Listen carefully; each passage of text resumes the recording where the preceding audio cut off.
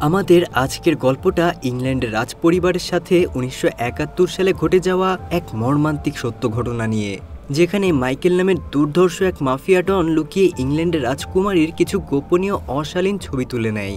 আর ওই ছবি সব জায়গায় ছড়িয়ে দেওয়ার ভয় দেখিয়ে সে পুরো ইংল্যান্ড জুড়ে ভয়ঙ্কর সব অপরাধ করে বেড়ায়। পুলিশও তাকে কিছুই বলতে পারছে না, কারণ যদি মাইকেলের কাছে থাকা রাজকুমারীর ওই ছবিগুলো ফাঁস হয়ে যায় তাহলে পুরো রাজপরিবারের সম্মান ধূলিসাৎ হয়ে যাবে। তো ইংল্যান্ডের প্রিন্সেসের ইজ্জতকে জিম্মি করে মাইকেল হয়ে ওঠে পুরো ইংল্যান্ডের অপরাধ জগতের এক অলিখিত বাদশা। আর শেষমেশ বাধ্য হয়ে দেশের সরকার মাইকেলকে থামাতে গোপনে তারা অন্য একটা প্ল্যান করে।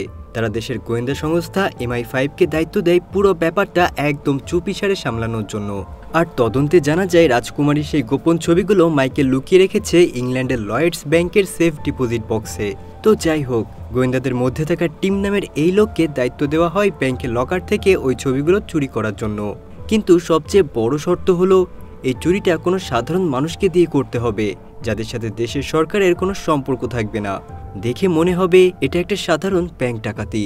তো যাই হোক, এই ডাকাতির প্ল্যানটা সফল করার জন্য টিম প্রথমেই তার এক্স গার্লফ্রেন্ড আলিয়াকে এয়ারপোর্টে একটা মাদকের মামলায় ফাঁসিয়ে দেয়, কারণ সে জানতো আলিয়া বাধ্য হয়ে তাকে ফোন করবে। তো আলিয়া টিমকে ফোন করা মাত্রই টিম তাকে ওই ব্যাংকের ডাকাতির কথা বলে আর শর্ত দেয় যদি সে সফলভাবে ওই ব্যাংক ডাকাতি করতে পারে তাহলে এই মাদকের মামলা থেকে তাকে মুক্তি দিয়ে দেবে। বেচারা আলিয়া বাধ্য হয়েই এই প্রস্তাবে রাজি হয়ে যায়। আর এরপর সে ছুটে যায় তার ছোট্টবেলার বন্ধু টেডের কাছে, কারণ টেড একটা সময় লন্ডনের রাস্তায় ভয়ঙ্কর এক গ্যাংস্টার ছিল। চুরি ডাকাতিই করা ছিল তার প্রতিদিনের কাজ। কিন্তু বিয়ের পর টেড নিজেকে পুরোপুরি পাল্টে নিয়েছে। আগের জীবনটাকে ভুলে টেড অনেক ধার দেনা করে এখন একটা গাড়ির গ্যারেজ দিয়েছে। কিন্তু তার এই ব্যবসাটাও খুব একটা ভালো যাচ্ছে না। প্রায় সময়ই পাওনাদারেরা তার গ্যারেজে সে টাকার জন্য ভাঙচুর করে আর বিভিন্ন ধরনের হুমকি ধামকি দিয়ে যায়। তো যাই হোক, ওই দিন রাতে আলিয়া টেডকে সেই ব্যাংকে ডাকাতির ব্যাপারে জানায়। আলিয়া বলে সে খবর পেয়েছে লন্ডনের ওই ব্যাংকের ভল্টের ভেতরে সিকিউরিটি অ্যালার্ম সিস্টেম কয়েকদিন আগে নষ্ট হয়ে গিয়েছে, আর সেটা ঠিক করতে এখনও প্রায় 1 সপ্তাহ টাইম লাগবে। আর এই সময়ের মধ্যেই তারা ডাকাতিটা কমপ্লিট করে ফেলবে। আলিয়া আরও বলে এই ডাকাতিটা করতে পারলেই তোমার সারা জীবন আর কোনো কষ্ট করতে হবে না। আর তাছাড়া এই ব্যাংকে যাদের টাকা আমরা চুরি করব তারা কেউই আমাদের বিরুদ্ধে মামলা করবে না, কারণ এই শহরের সব বড়লোকদের কালো টাকা এই ব্যাংকে জমা রাখে। তাই এই টাকার জন্য কেউ আমাদের নামে মামলাও করতে পারবে না। তো আলিয়ার এইসব কথা শুনে টেড ডাকাতি করতে রাজি হয়ে যায়। কিন্তু আলিয়া এখানে একটা ছোট্ট চালাকি করে। সে টেডকে টিমের ব্যাপারে কিংবা ওই ব্যাংকের লকার থেকে ইংল্যান্ডের রাজকুমারী সেই গোপন ছবিগুলো উদ্ধার করার ব্যাপারে কিচ্ছু জানায় না। তো সেখান থেকে চলে যাওয়ার সময় টেড বের হয়ে গেলেও আলিয়া তখন তাদের পেছনে বসে থাকা টিমের সাথে কথা বলতে শুরু করে। আসলে টিম সবসময়ই আলিয়ার উপরে নজর রাখছিল, কিন্তু দূর থেকে টেড আলিয়া আর টিমকে একসাথে কথা বলতে দেখে ফেলে। এতে টেডের আলিয়ার উপর কিছুটা সন্দেহ হলেও সে বিষয়টাকে এড়িয়ে যায়, কারণ সে জানে আলিয়া তার ছোট্টবেলার বান্ধবী, আর যাই হোক না কেন সে তাকে ধোঁকা দেবে না।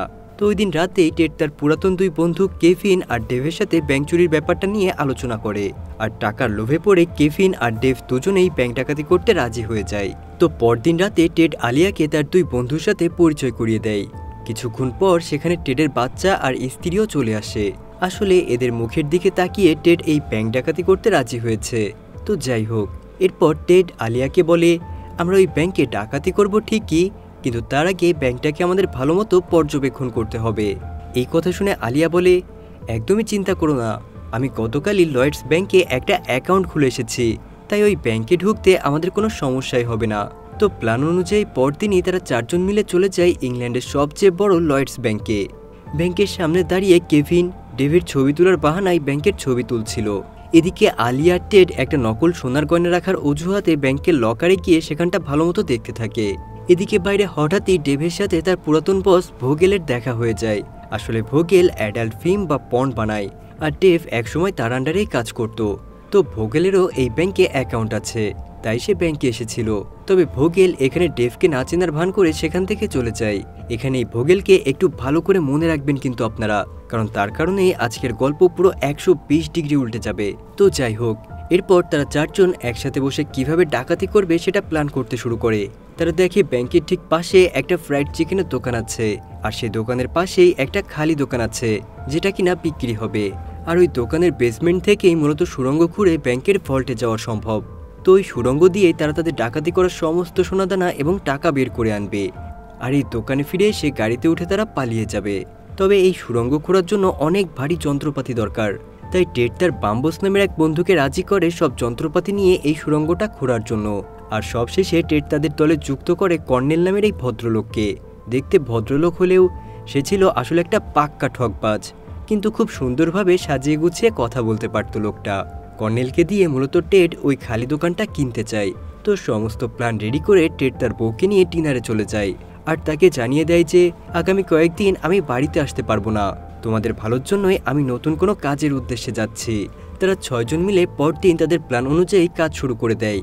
ভাড়া নেওয়া সেই দোকানের বেসমেন্টে গিয়ে তারা তাদের যন্ত্রপাতি নিয়ে মাটি খোঁড়া শুরু করে দেয়। কারণ আজকে হলো শনিবার, তাই আগামীকাল অর্থাৎ রবিবারের মধ্যেই তাদের ওই ভল্টের ভেতরে পৌঁছাতে হবে, কেননা শনি আর রবিবার ব্যাংক পুরোপুরি বন্ধ থাকবে। টেডদের এইসব কাজই বাইরে থেকে নজর রাখছিল টিমের পাঠানো 2 জন গোয়েন্দা। তো যাই হোক, তাদের যন্ত্রপাতিতে এতটাই শব্দ হচ্ছিল যে ওই দোকানের মেঝে কাঁপতে থাকে আর কাস্টমারদের অনেক অসুবিধা হতে থাকে। এতে বাধ্য হয়ে ওই দোকানের মালিক পুলিশকে খবর দেয়। কিছুক্ষণের মধ্যেই পুলিশ টেডদের দোকানের সামনে চলে আসে। কর্নেল পুলিশের সাথে দেখা করে বিষয়টা ম্যানেজ করার চেষ্টা করলেও পুলিশ বেসমেন্টে থাকা টেডকে সতর্ক করে দিয়ে চলে যায়। এদিকে বাইরে থাকা সেই গোয়েন্দাগুলো টিমকে এইসব ব্যাপারেই জানাতে থাকে। তো এই ঘটনায় টেড বুঝে যায় দোকানের বাইরে তাদের কোনো একজনকে থাকতে হবে, যাতে বাইরে পুলিশ আসলে বা খারাপ কিছু ঘটলে সঙ্গে সঙ্গে সে ভেতরে তাদেরকে জানাতে পারে। আর এই কাজের জন্য টেড এডি নামের একটা ছেলেকে রাজি করিয়ে ফেলে, যে কিনা তার গ্যারেজে তার সাথে চাকরি করত। আর এরপর থেকেই এডি পাশের একটা উঁচু বিল্ডিংয়ের ছাদে গিয়ে সবকিছুই নজর রাখতে থাকে এবং ওয়াকিটোয়াকিতে সবসময় আপডেট জানাতে থাকে। তো ওই দিন সন্ধ্যায় টিম দোকানের সামনে আসে কাজের গতিবিধি দেখার জন্য, মানে যে আলিয়াকে এই ডাকাতির দায়িত্ব দিয়েছে। তবে এডি দোকানের সামনে টিমকে দেখে তার গতিবিধি সন্দেহজনক হলে সে সাথে সাথেই ওয়াকিটোয়াকিতে এই ব্যাপারে সবাইকে জানিয়ে দেয়। এতে আলিয়ার সাথে সাথেই বুঝে যায় নিশ্চয়ই টিম তাদের কাজ দেখতে এসেছে, তাই সে সিগারেট খাওয়ার কথা বলে বাইরে গিয়ে টিমের সাথে দেখা করে। কিন্তু টেড বিষয়টা টের পেয়ে যায় আর বাইরে এসে টিমের সাথে আলিয়াকে কথা বলতে দেখে ফেলে। সাথে সাথেই টেড আলিয়াকে জিজ্ঞাসা করে, তুমি কার সাথে কথা বলছো? কিন্তু আলিয়া একেবারেই তুচ্ছতাচ্ছিল্য করে বলে যে আরে কেউ না, ওই লোকটা আমার সাথে লাইন মারার চেষ্টা করছে। কিন্তু আলিয়ার এমন আচরণ দেখে টেড বুঝে যায় নিশ্চয়ই কোনো একটা কিছু ঘাপলা আছে। তো যাই হোক, সুড়ঙ্গে ফিরেই টেড আবারও কাজ শুরু করে দেয়, কিন্তু হঠাৎ করে সে নিচে একটা গর্তের ভেতরে পড়ে যায়। আর কর্নেল এসে সেই গর্তটি দেখেই বুঝে যায় যে এটা 1665 সালে বানানো একটা সুড়ঙ্গ। আর এই সুড়ঙ্গটা সোজাসুজি ওই ব্যাংকের লকারের নিচ দিয়ে গিয়েছে, মানে মাটি খোঁড়াখুড়ির জন্য তাদের অনেক সময় আর পরিশ্রম বেঁচে গেল। তারা খুব দ্রুত ওই ব্যাংকের ভল্টের নিচে চলে যায় আর টেড ফুটো করে ওই ব্যাংকের লকারের ভেতরেও ঢুকে যায়। কিন্তু লকারের ভেতর এতটাই ধুলা আর ময়লা জমে গিয়েছে যে তারা সেখানে ঠিকমতো শ্বাস নিতে পারছিল না। তাই টেড সবাইকে বলে আমাদের হাতে কালকের দিনটাও সময় আছে, তাই এখানে সবকিছু স্বাভাবিক হলে আমরা কালকে লকারের ভেতর ঢুকে সবকিছু বের করে ফেলবো। এদিকে বিল্ডিংয়ের উপরে থাকা এডি তখন জানতে চাই তোমরা ব্যাংকের লকারের কাছে পৌঁছেছো কিনা। ভেতরে থাকা টিমের বাকি সবাই অনেক আনন্দের সাথে বলে হ্যাঁ, আমরা ব্যাংকের লকারের ভেতরে ঢুকে গেছি। কিন্তু দুর্ভাগ্যবশত তাদের এইসব কথাবার্তা তখন পাশেই রেডিও স্টেশনের দায়িত্ব থাকা এক লোক শুনে ফেলে। আসলে তাদের ওয়াকিটোয়াকিতে ফ্রিকোয়েন্সি এতটাই বেশি ছিল যে পাশে রেডিও স্টেশনের রেডিওতে শোনা যাচ্ছিল। আর ওই রেডিও অপারেটর সমস্ত কথাবার্তা শুনে সবকিছুই খাতায় নোট করে নেয়। সে বুঝতে পারে আশেপাশেই ব্যাংক ডাকাতি হচ্ছে, তাই এক মুহূর্ত দেরি না করে সে পুলিশকে খবর দিয়ে দেয়। সাথে সাথেই পুলিশও ওই রেডিও স্টেশনে চলে আসে। ওই রেডিও অপারেটর জানায় এই সিগন্যাল তাদের আশেপাশে 10 কিলোমিটারের ভেতর থেকে আসছে। আর এই 10 কিলোমিটারের মধ্যে অসংখ্য ব্যাংক আছে, কিন্তু কোন ব্যাংকে ডাকাতি হবে সেটা তারা বুঝতে পারছে না, কারণ ওয়াকিটোয়াকিতে কথা বলার সময় টেড কিংবা তার টিমের কেউই ওই ব্যাংকের নাম নেয়নি। পরিস্থিতি জটিল এটা বুঝতে পেরে পুলিশ অফিসার রয় তার একজন কর্মীকে ওই রেডিও স্টেশনে রেখে সেখান থেকে চলে যায়। তো ওই দিন রাতে সবাই ঘুমিয়ে পড়লে আলিয়া চুপি চুপি সুড়ঙ্গের ভেতর দিয়ে ভল্টে চলে যায়, কারণ তার আসল উদ্দেশ্য ছিল 118 নম্বর লকারে থাকা রাজকুমারীর সেই ছবিগুলোকে উদ্ধার করা। কিন্তু হঠাৎ টেডও আলিয়ার পিছু পিছু সেখানে চলে আসে। টেড জানতো আলিয়া কিছু লুকাচ্ছে, কিন্তু তবুও সে আলিয়াকে কিছুই বলে না। চালাক আলিয়াও তখন অন্য কথা বলে পরিস্থিতি নিজের দিকে টেনে নেয়। আর খানিক বাদেই এই দুই চোরের মাঝে একটা রোমান্টিক মুহূর্তও তৈরি হয়ে যায়। তো যাই হোক, এভাবেই শনিবার রাত সম্পূর্ণটা কেটে যায়। আর পরের দিন সকালে সমস্ত শহরের পুলিশ বিভিন্ন ব্যাংকে তল্লাশি করার জন্য ছুটে যায়। এদিকে টেড আর তার টিম ওই ব্যাংকের লকারে ঢুকে সমস্ত টাকা, হীরা, গহনা এগুলো লুট করাই ব্যস্ত হয়ে পড়েছে। তারা সবাই যখন মনের সুখে মহা আনন্দে ব্যাংক লুট করছিল, তখনও আলিয়ার দৃষ্টি ছিল ভল্টের কেবলমাত্র 118 নম্বর লকারের উপর। ও অন্য কোনো লকারে হাত না দিয়ে সে ওই লকারটাই খোলার চেষ্টা করছিল। আর টেড বিষয়টা বুঝতে পেরে সাথে সাথেই 118 নম্বর লকারটা খুলে ফেলে, যার ভেতরে ছিল ইংল্যান্ডের রাজকুমারীর গোপন কিছু ছবি, সেই সাথে শহরের সবচেয়ে বড় মাফিয়া ডন মাইকেলের কিছু গোপন নথিপত্র। মূলত এই ছবিগুলো উদ্ধার করার জন্যই তো টিম আলিয়াকে এই ডাকাতিটা করতে বলেছে। এগুলো দেখে বিপদের গন্ধ বুঝতে পেরে টেড সমস্ত ছবিসহ ওই 118 নম্বর লকারের সবকিছুই তার নিজের কাছে রেখে দেয়। এদিকে পুলিশেরা তখনও বুঝতে পারছে না আসলে শহরের কোন ব্যাংকে ডাকাতি হচ্ছে। তারা রেডিওর মাধ্যমে টেড আর তার টিমের সব কথা শুনতে পারছে ঠিকই, কিন্তু কিছুতেই বুঝতে পারছে না ডাকাতিটা কোন ব্যাংকে হচ্ছে। তাই তারা এবার একটা অ্যাম্বুলেন্স শহরের প্রত্যেকটা ব্যাংকের সামনে দিয়ে চালিয়ে নিয়ে যেতে থাকে, কারণ ওই অ্যাম্বুলেন্সের শব্দটা তারা রেডিওতে শুনতে পেলেই বুঝতে পারবে আসলে কোন ব্যাংকে চুরি হচ্ছে। এদিকে ছাদে থাকা এডি হঠাৎ দেখে তারা যেই ব্যাংকে চুরি করছে সেই ব্যাংকের সামনেই পুলিশ চলে এসেছে, আর কিছুক্ষণের মধ্যেই পুলিশ ব্যাংকের ভেতরে ঢুকে যায়। পুলিশ আসার খবর শুনে টেড আর তার দলবল পুরোপুরি নিশ্চুপ হয়ে যায়। এদিকে লকারের সামনে এসে দরজা পুরোপুরি অক্ষত দেখতে পেয়ে কেউই তেমন কোনো সন্দেহ করে না, কিন্তু পুলিশ লকারের ভেতরটা দেখতে চাইলে ম্যানেজার পুলিশকে জানায় এটা আসলে অটোমেটিক ডোর, অর্থাৎ আগামী সোমবার ব্যাংক খুললেই এই দরজা খোলা যাবে। তো এই কথা শুনে পুলিশ এখান থেকে চলে যায়, আর ভল্টের ভিতরে থাকা সবাই যেন একটুখানি স্বস্তির নিঃশ্বাস ফেলে। কিছুক্ষণের মধ্যেই টাকা পয়সা সোনাদানা সবকিছু নিয়ে টেড ব্যাংক থেকে বের হওয়ার জন্য রেডি হয়, আর বাইরে ছাদের উপরে দাঁড়িয়ে থাকা এডিকেও সেখান থেকে সরে যেতে বলে। কিন্তু কথা বলতে বলতেই হঠাৎ করে এডির হাত থেকে ওয়াকি টকিটা নিচে পড়ে ভেঙে যায়। ঠিক তখনই তাদের ব্যাংকের সামনে পুলিশের পাঠানো সেই অ্যাম্বুলেন্সটাও চলে আসে। তবে সৌভাগ্যবশত ওয়াকি টকি ভেঙে যাওয়ার কারণে পুলিশ আর অ্যাম্বুলেন্সের শব্দ শুনতে পায় না। এদিকে রেডিও মনিটর করা অফিসারও কোনো নতুন সংকেত না পেয়ে লয়েডস ব্যাংকের সন্দেহের তালিকা থেকে বাদ দেয়। হাস্যকর হলেও সত্য, এই ছোট্ট একটা দুর্ঘটনায় টেড আর তার পুরো টিমকে পুলিশের কাছে ধরা পড়ার হাত থেকে বাঁচিয়ে দেয়। তো যাই হোক, তারা পুরো টিম সমস্ত টাকা পয়সা নিয়ে গাড়িতে করে তাদের প্ল্যান অনুযায়ী সেখান থেকে পালাতে থাকে। এদিকে আগে থেকেই ওত পেতে থাকা সেই গোয়েন্দা প্রধান অর্থাৎ টিম তার লোকদেরকে আলিয়া আর তার টিম যে গাড়িতে করে পালাচ্ছিল সেই গাড়িটা থামাতে বলে, কিন্তু গাড়িটা থামিয়ে টিমের লোকজন দেখতে পায় যে ভেতরে তো কেউই নেই। আসলে চুরি চলাকালীন অবস্থায় আলিয়ার ওপর টেডের অনেক সন্দেহ হয়েছিল, আর তাই সে তাদের এক্সিট প্ল্যান কাউকে না বলে একা একাই চেঞ্জ করে ফেলে। মানে যেই গাড়িতে করে তাদের পালানোর কথা ছিল সেটাতে না এসে তারা অন্য একটা গাড়িতে উঠে পড়ে। তো তারা সবাই মিলে একটা নিরাপদ জায়গায় সে টাকা ভাগাভাগি করে নেয়। বাম্বোস আর কর্নেল তাদের টাকার ভাগ নিয়ে সেখান থেকে চলে যায়। তবে ঠিক তখনই টেড চুরি করে আনা জিনিসের মধ্যে টাকা পয়সা বাদেও আরও কিছু ভয়ঙ্কর জিনিস খুঁজে পায়। ওই শহরের উচ্চপদস্থ সব সরকারি কর্মকর্তা এমনকি মন্ত্রীদের কিছু খারাপ ছবিও সে খুঁজে পায়, যে ছবিগুলো দিয়ে যে কারোরই জীবন ধ্বংস করে দেওয়া সম্ভব। এরপরেই টেড ইংল্যান্ডের রাজকুমারীর সেই স্ক্যান্ডেল ছবিগুলো বের করে সামনে রাখে, আর সবাইকে বলে যে আলিয়া এতদিন তোমাদের কাছ থেকে কোনো সত্য লুকিয়েছে এবং তোমাদের সাথে প্রতারণা করেছে। উপায় না দেখে এবার আলিয়া সত্যটা বলেই দেয়। সে জানায় কয়েকদিন আগে বিমানবন্দরে আমি মাদক নিয়ে ধরা পড়েছিলাম, তখন আমি আমার এক্স বয়ফ্রেন্ড টিমের কাছে সাহায্য চাই, বিনিময়ে সে আমাকে এই ব্যাংকে ডাকাতি করতে বলে এবং রাজকুমারীর এই ছবিগুলো উদ্ধার করে তাদেরকে দিতে বলে। আলিয়া টেডকে আরও বলে ওরা শুধু 118 নম্বর লকারের জিনিসগুলোই চাই, বাদবাকি যত টাকা পয়সা কিংবা সোনাগহনা আমরা চুরি করেছি সবটাই রেখে দিতে পারবো। তবে টেড জানতো MI5 কোনো সাধারণ সংস্থা নয়, ওদের সাথে ঝামেলায় জড়ানো মানে নিজের কবর খোঁড়া। আর তাছাড়া আমরা এই ছবিগুলোকে দেখে ফেলেছি, তাই ওরা আমাদেরকে কোনোভাবেই ছাড়বে না।